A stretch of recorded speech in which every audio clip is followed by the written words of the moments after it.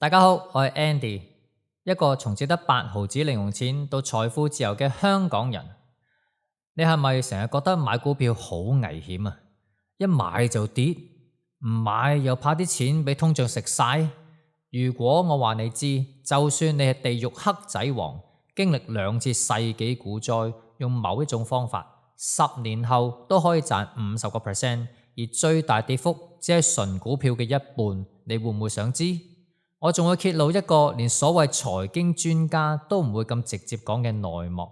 原來你嘅恐懼可以靠一個科學數字完全掌控。想象下，以後每個夜晚，無論個市點大上大落，你都可以安心瞓覺，唔使再心慌慌。我會用真實數據回測1986年到2025年，足足40年，一個簡單嘅組合，令100萬變2500萬。最差嗰年只係跌18.6%，而同期純美股跌足37%。呢個組合嘅風險回報性價比係咁多個策略入邊最高嘅。立即訂閱，我會同你分享呢一個安心組合，同埋點樣設立一個現金庫，令你從此唔使再怕大跌市。最後仲會公開我50歲就可以退休嘅實際操作，記得一定要睇到尾啊！你將會發現你一直逃避嘅風險，原來可以變成你最強嘅財富盟友。睇返個免責聲明先，如果你繼續睇本片，表示你同意上述嘅免責聲明。投資新手或者散戶經常會問以下嘅問題：咁要買乜嘢啊？幾時買？咩價位買？其實更重要嘅問題係資產配置。投資鐵三角，風險、回報、時間三者係互相牽連，而最重要係每一個投資者都係獨特嘅。例如用傳統公式110減年齡去定資產配置唔夠貼心。今日我會介紹一個數字 drawdown， 去令大家可以揾出適合自己嘅資產配置。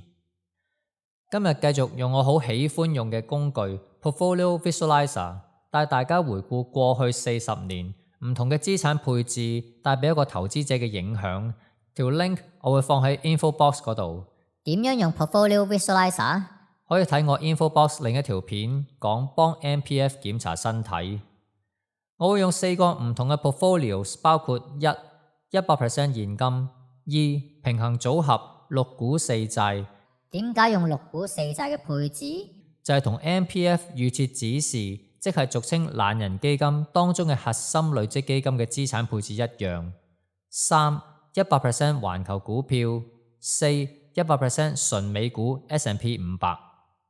嗱，再重申一次啊，絕對唔係投資建議，贏咗唔使俾我，輸咗唔好揾我。股票組合我會用 ETF VT 嘅概念。VT 係根據全球股票市值去調節唔同國家嘅股票比重。根據2026年嘅市值就係 60% 美股 40% 非美股。平衡組合6股4債， 60% 國際股票，即係 36% 美股 24% 非美股票，餘下嘅 40% 係美國中期債券，即係3至10年期。我用美國國債而非 Total Bond Index， 係因為我唔想承受債券嘅信貸風險。呢個表係展示出，如果喺1986年1月投資100萬，去到2025年12月嘅時候，即係持續投資40年，每年做一次再平衡，即係 rebalancing。每一個 portfolio 嘅總資產會增長到幾多錢？每年 rebalancing， 即係喺每年揀固定嘅一日，將你嘅資產根據你年頭嘅比例重置你嘅資產配置。例如原本你嘅平衡組合係6股4債，1年之後股票升值變成7股3債，你就沽一部分嘅股票去買債券，令平衡組合變返6股4債。Rebalancing 唔係令你賺更多，而係令你個組合嘅波動配合返你嘅預設風險取向。就咁睇呢一張圖，揀邊一個投資組合？連賭市嗰個阿嬸都知啊！但世事邊有咁簡單啊？最左邊嘅係現金，由100萬升到350萬；平衡組合由100萬升到2500萬；國際股票由100萬升到4100萬。而 S&P 500升到7200萬。請大家留意 annualized return，即係複息每年平均增長都係10% 左右，所以唔需要追求每年都有好高回報，只要時間夠長，有耐性同紀律，你嘅資產都可以增長幾十倍。當然等價交換，升得多，付出亦多，付出嘅就係你嘅情緒。結果很美好，過程坐唔到，而決定你坐唔坐到嘅關鍵就係一個字 draw down。喺 Portfolio Visualizer 入邊 draw down 以兩個形式表達：一 maximum drawdown， 二 worst year。maximum drawdown 係指由近期最高位跌到近期最低位嘅最大跌幅， worst year 係指由年頭揸到年尾最差嘅年回報。例如年頭100蚊買，當年最高升到200，之後跌到落60，最後年尾升翻上80。maximum drawdown 就係200蚊跌到落60蚊呢一段，即係跌70%。而 worst year 就係由年頭100到年尾80，即係跌咗20%。先睇 maximum drawdown， 揸現金唔計通脹 nominal value 當然唔會輸啦。平衡組合最大跌幅 30%， 國際股票 54%， S&P 500最大跌幅 51%。通常都唔會年頭買個頂，年尾跌到底，所以我哋睇 worst year。現金最差嗰年回報 0.03%， 平衡組合最差嗰年跌 18.6%， 國際股票跌 39.9%， S&P 500跌 37%。 作為投資者要問清楚自己 maximum drawdown 或者 worst year 邊一個比較令到你嘅心情有更大起伏。例如你係一個佛系投資者，你可能每年只係做一次財務檢討，咁可能你會比較留意 worst year。但如果你係心思思日日去睇個市，好緊張嘅投資者， maximum drawdown 可能幫你決定你最適合嘅資產配置。唔使咁心急，個腦開晒 turbo， 思考太多住。當你繼續睇片落去，你會發現 drawdown 係一個 important 嘅數字，但並非最 critical 嘅元素。跟住落嚟，我哋睇 Sharpe ratio。Sharpe ratio 就係報酬率減無風險利率除以標準差。Sharpe ratio 簡單嚟講就係計算每承擔一單位風險能夠換幾多超額回報，數字越高代表個 portfolio 風險回報性價比越高。現金嘅 Sharpe ratio 係負數，因為佢嘅回報係低過3個月嘅美國國庫債券。平衡組合 Sharpe ratio 0.59， 國際股票 0.49， S&P 500 0.58。 我哋發現平衡組合雖然佢嘅每年平均回報唔係最高，但係因為佢嘅波動性低，所以佢喺風險回報性價比上係比純粹股票嘅組合高。細心嘅觀眾可能留意到，國際股票 Sharpe ratio 低過 S&P 500，回報又低啲，風險又差唔多，做乜我要買非美國嘅股票啊？ All in S&P 500咪得咯。投資者有 recency bias， 即係近期偏誤，好容易將近期發生嘅事無限推論至未來，而舊時發生嘅事就忘記得一乾二淨。我用5個字去破解：花無百日紅。呢一張圖係俾你睇到由1783年到2022年唔同國家股票市值嘅變化。留意橙色同黃色嘅變化，橙色由盛變衰，黃色則由唔起眼嘅小卒變成而家嘅世界霸王。俾3秒鐘你估下，橙色同黃色分別代表邊兩個國家？開估，橙色係英國，黃色係美國。近幾十年美股好犀利，係咪代表會繼續光輝？我唔知道。所以 VT 呢一類嘅 ETF 會跟隨全球股票嘅市值去調配，唔需要投資者去 time the market 或者去估邊一個國家未來會跑贏或者跑輸，適合投資懶人。我想強調人類估計未來嘅能力其實係非常之差，連專業基金經理都跑唔贏 S&P 500。我哋攞塊鏡照一照自己，或者我哋睇下自己有幾多身家，就知道自己喺投資上嘅能力有幾多斤兩。呢張圖係講過去40年嘅每年回報，你睇到啲乜嘢啊？投資組合每年得到正回報嘅機率係比負回報嘅機率高，只不過因為人類有 loss aversion 損失規避嘅心理偏誤，心中會將輸錢嘅痛苦放大，而且深深植入腦海。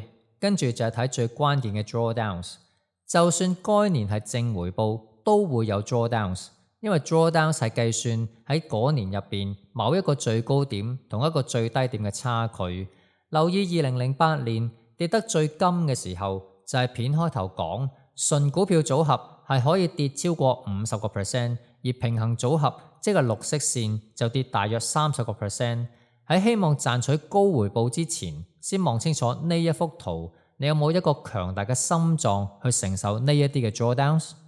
呢個表就係展示喺唔同嘅股災期間不同 portfolio 嘅 maximum drawdowns。例如剛剛講2008年，即係 subprime crisis 金融海嘯時，平衡組合 maximum drawdown 30%， 國際股票 54%， S&P 500 51%。又例如喺 COVID-19 嘅時候，唔單止股市崩壞，基本上係人類滅絕咁滯。平衡組合個 maximum drawdown 只係10%， 而 S&P 500 maximum drawdown 係20%。呢個表展示不同股災期間各個 portfolio 需要幾長時間先可以返家鄉。例如睇第三行，科網股泡沫喺2000年爆破，由2000年9月嘅頂跌到落2002年9月嘅底，歷時2年1個月，要去到2003年12月先返到家鄉。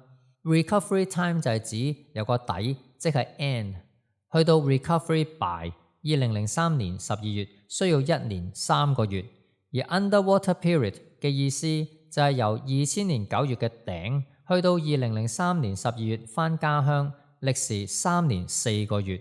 呢個 underwater period 潛水時長可以幫助投資者或者退休人士去建立一個 cash bucket， 即係現金庫，令投資者有足夠現金去應付 N 年嘅日常基本開支，而唔需要喺低位賤賣資產。平衡組合喺過去40年係會潛水3年4個月，而純股票組合係有機會潛水超過5年。呢個就係高回報嘅孖生兄弟，高風險。S&P 500喺 .com 爆煲嘅時候係需要6年3個月先返到家鄉。片開頭講 drawdown 係一個 important 嘅數字，好多投資者都覺得投資股票係好高風險，就係因為 drawdown。但係呢個刻板印象忽略咗一個 critical aspect， 投資週期 investment horizon。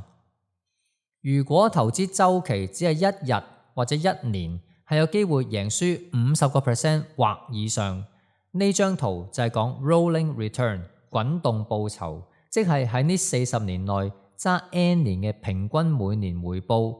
例如揸1年 S&P 500最差係輸 43%， 揸3年最差係輸 16%， 但如果揸15年，所有 portfolio 最差嘅回報都係正數。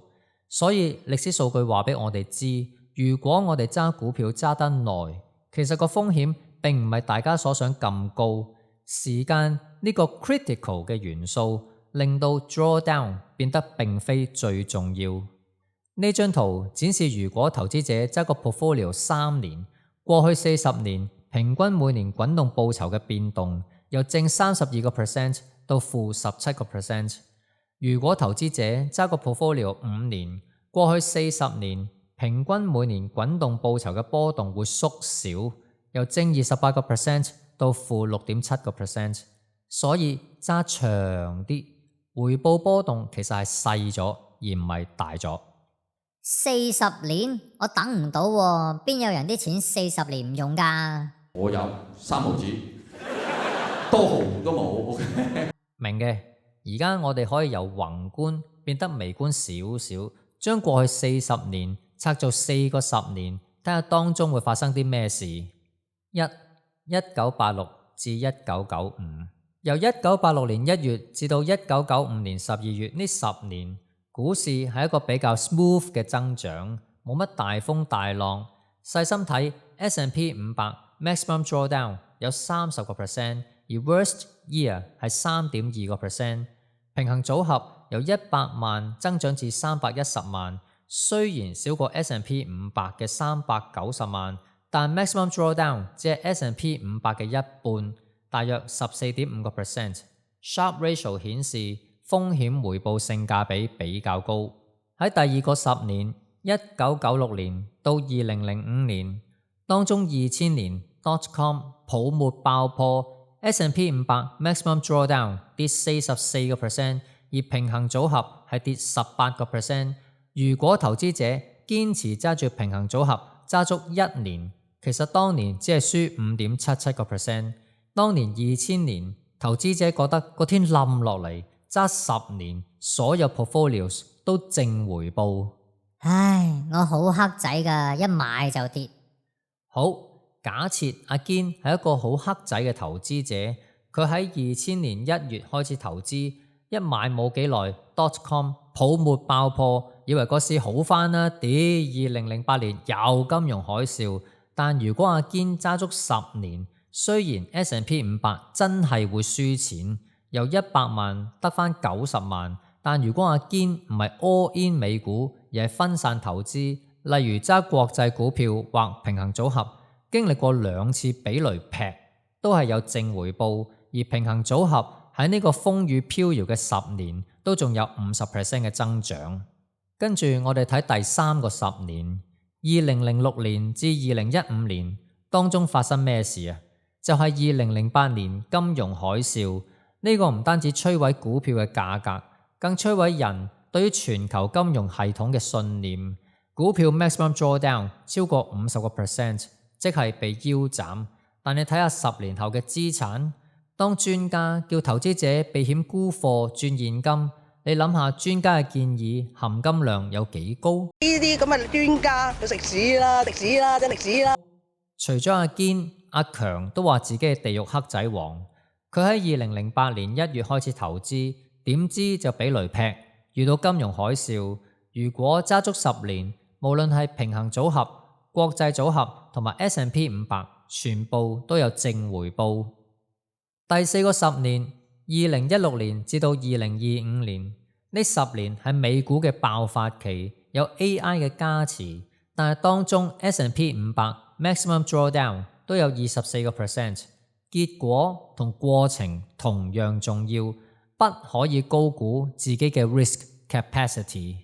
再嚟介紹黑仔王3號阿祥，佢一投資就遇到 COVID-19。COVID-19 除咗破壞經濟，差啲令到人類滅絕咁滯，但係如果揸5年，其實個回報亦非常之好。